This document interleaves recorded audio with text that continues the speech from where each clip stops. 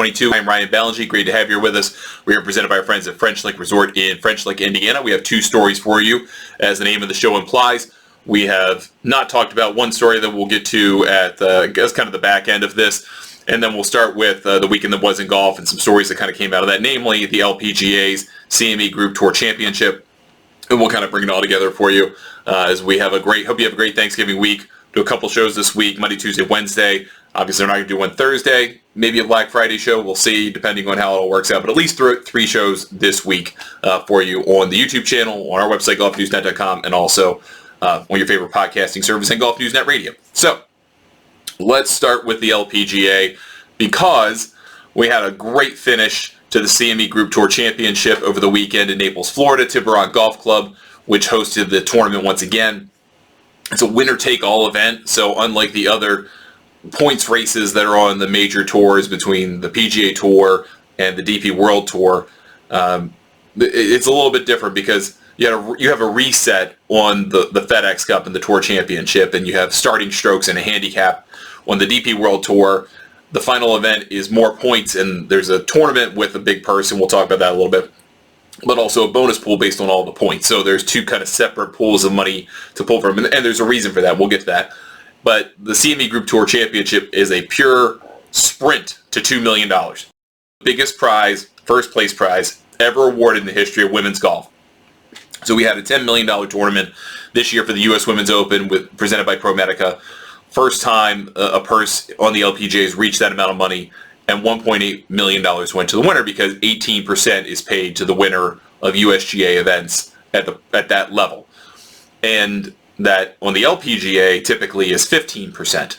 So it's a little bit more for the USGA. So Terry Duffy, who is the CEO of CME Group, who kind of concocted this whole concept and then sold the LPGA on it probably pretty easily several years ago, he said he wanted to have the biggest first place prize in women's golf and in women's golf history. We're going to jack up the purse. We're going to make it $7 million, was $5.5 million. We're going to give $2 million to the winner, $550,000 to second, and that's the way we're going to be the biggest tournament in women's golf because we're going to have the biggest payday.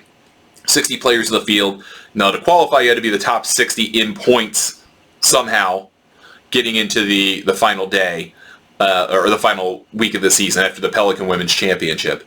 And so you had a couple players who were qualifying. I think 3 players qualified, could not play. Jessica Cordo, Lynn Grant, because she's unvaccinated and couldn't get into the United States, and Inbee Park, who I kind of have a feeling might be walking away from the game pretty soon. But nevertheless, still a really strong field, and you had a really interesting tournament. Up through 36 holes, it was Lydia Ko's. I mean, she was up by 5 strokes on the field. It looked like there was nobody that was going to stop her. Then Saturday happened. She stalled out. Wind came. It got difficult. Leona Maguire found a way to play a great round of golf, got herself right in there into the final group along with Jung-Eun Lee 6. And then, 5-6 holes into the final round, they were a combined, they were tied 5 clear of the field. It was a match play situation. In the end, though, there were some comebacks. Lee 6 played well. Georgia Hall played well. Anna Nordquist and Hall both shot 67s. They moved up into 3rd and T4 respectively. And Maguire made a thing of it. She got to 15 under after birdieing the 17th hole. And then Lydia Ko just made it look really easy, birdieing the same par 5, got to 17. 18 is a wide open tee shot. The only thing you can't do is snap hook the ball in the water. She aimed way right, hit a nice little draw, hit the green, 2-putt, and that was that. And big win, I think, from the LPGA's perspective because Lydia Ko is now the best player in the world again. She is not number 1 in the Rolex Women's World Golf Ranking. That's probably a formality at this point. But you've got a battery of great players at the top of the game between Lydia Ko, Nelly Korda, Atali Tikal, and Jin Young Ko, who's hurt with a bad wrist. We'll see how long that lingers, and hopefully an off-season is good for her and her game. But you've got 4 really, really great players at the top of the world right now. And then beyond that, you still have some really, really great talent going into a Solheim Cup year. But for Lydia Ko, a great story because in 2019 and 20, she just didn't seem to have it. I mean, she went to David Ledbetter, worked on her game with him. He taught her this A-frame swing, which I have the book here in my office. It is not effective for her. Let's put it that way. And she wound up going down a divergent path, trying to chase distance, trying to chase what she had, trying to find the right person, trying to find the right caddy, find the right things to kind of bring her back to where she was. She hooks up with Sean Foley. She finally gets back through into the winner's circle in 2021, and then she ramps up with what she calls her most consistent season this year. It is pretty remarkable what she has accomplished in really 15, 16 months, getting back from someone who really couldn't make a top 10 on the LPGA into someone who is the best player on the LPGA. She won the Player of the Year race, which is the Rolex Award. She won the Bear Trophy for the scoring average winner.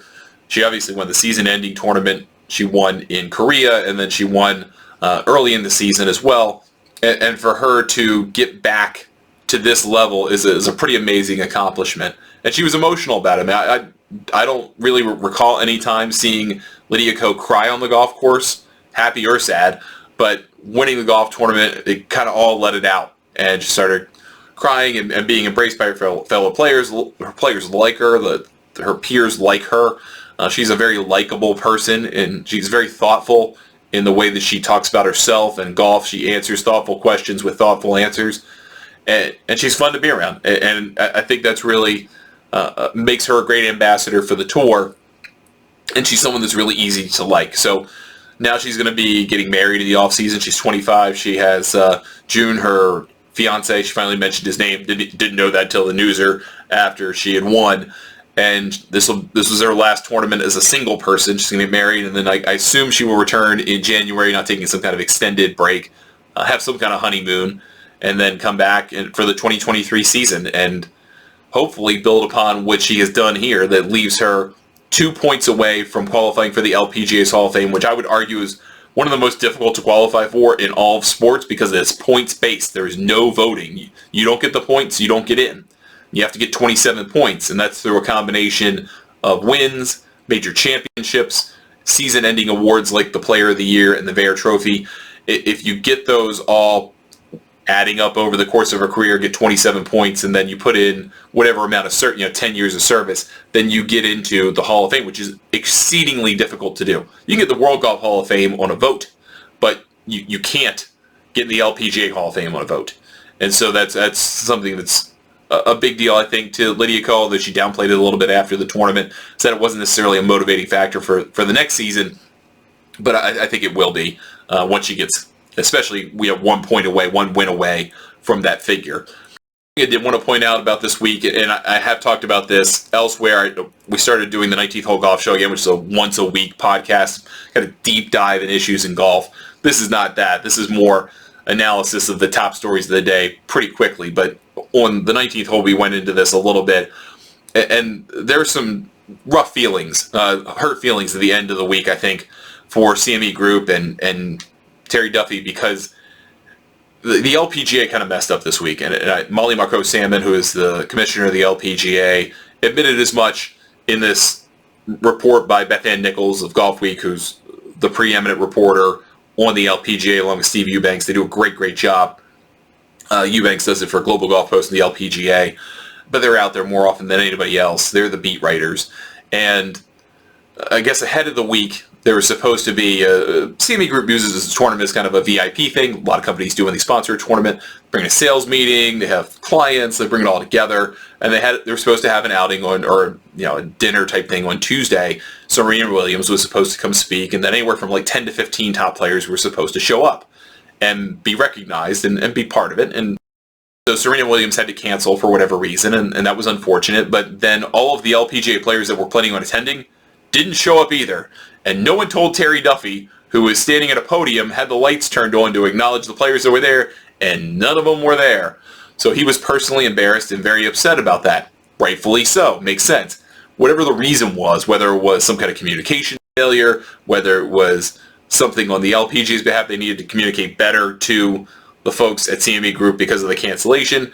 It does, whatever the reason, you got a guy who's cutting huge checks upset LPGA, and he said specifically he is concerned about the future of the LPGA because of its leadership and because the players, he feels, maybe aren't as well aware or as well versed in the gospel that there needs to be some kind of, fluffing of the sponsors. I mean, that's how this works. That's how, particularly at the LPGA, purses go up. That's how sponsors get involved. You find the right sponsors who want to support women's golf, who want to bring up purses closer to the level of the PGA Tour, and you work with them. You fulfill their needs. And the prior commissioner, Mike Wan, did a great job of that. But Mike Wan's now the head of the USGA, and so he may have taken some of that culture with him, not sure, but that creates a really awkward situation for someone like Terry Duffy, who went to Mike Wan and said he wanted to do this 4 years ago when he created this version of the CME Group Tour Championship. And now he has a different relationship with Molly Marcoux Salmon, who's 18 months into the job, and it doesn't seem like it's clicking in perhaps the same way. So I am very interested to see what happens from here. I don't think Terry Duffy's going to walk away. I don't think this is that level of a thing, but I also don't think this is a one-time incident. I think this is a ramping up of things that Duffy has perhaps noticed and concerns him. Now, have we heard that from other LPGA sponsors? No, that they haven't been vocal about that, but that doesn't mean that those issues don't exist. And if you look at the 2023 schedule, on one hand, lots to like. The LPGA is playing for more than $100 million in purses for the first time ever.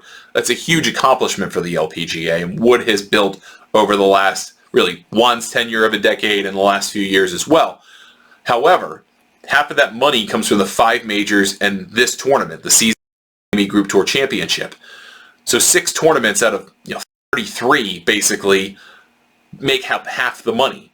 So you've got a couple of new tournaments coming in. You've got the Mizuho Americas Classic, which is a very nice tournament, really good idea. It's going to be in Jersey City, $3 million purse. You've got the JM Eagle LA Championship, which takes over the LA Open kind of spot at Wilshire, and that's a $3 million event.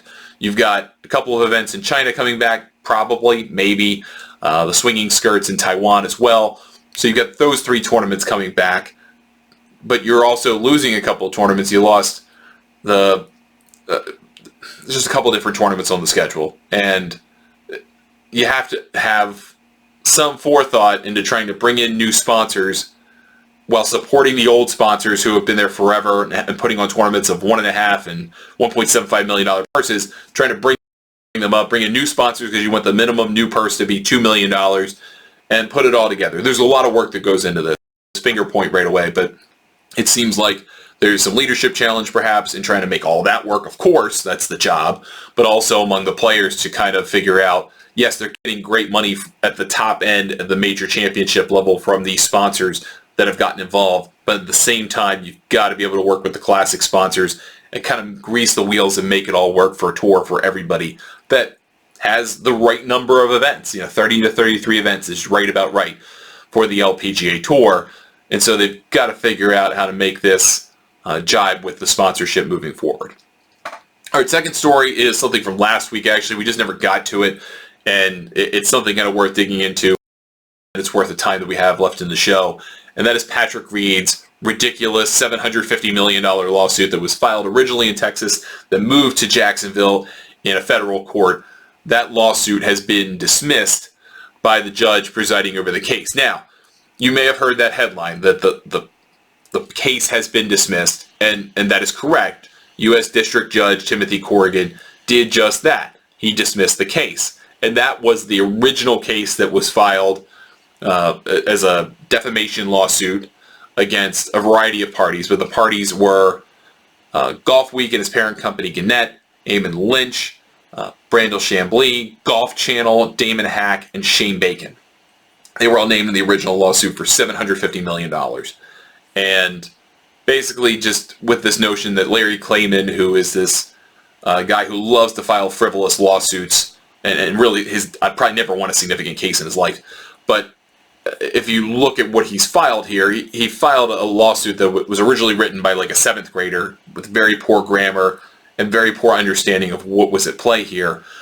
And the judge then took the refiled suit in Florida, Judge Corrigan, and looked at it and said, look, Reed has made more than 120 different accusations in his filing, but he assigns all of the parties involved to all of the accusations.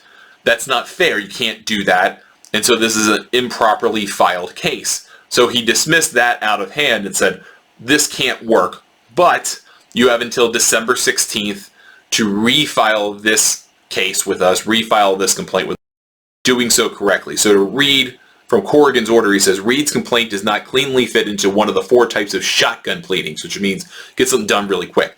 However, it fails to give defendants notice of the grounds upon which each claim rests, because Reed alleges 120 factual allegations, then proceeds to incorporate all 120 allegations into each and every count. Reed attempts to allege various defamation and civil conspiracy violations against each defendant, causes of action which require vastly different factual allegations. So basically what he's saying is you're assigning every allegation to every defendant, which is not possible, and also you have to bring a different set of facts to this to try to kind of make sense of what you're alleging in the first place. So again, we kind of made fun of this on Twitter at the time. Very poorly written, very poorly understood lawsuit.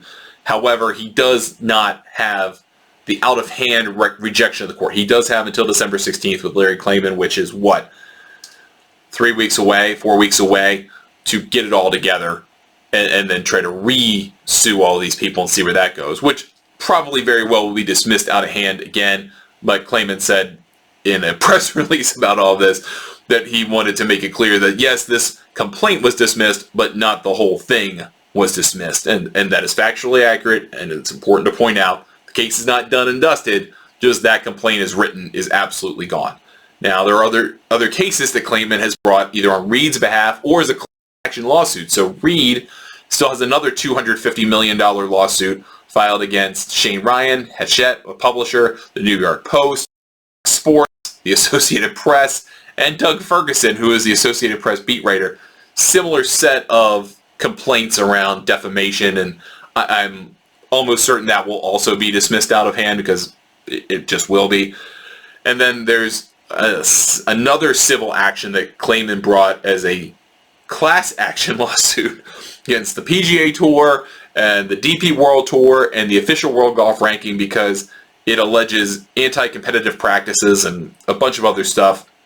And that was filed in Palm Beach County's 15th Judicial Circuit on Monday. That's not in the federal court.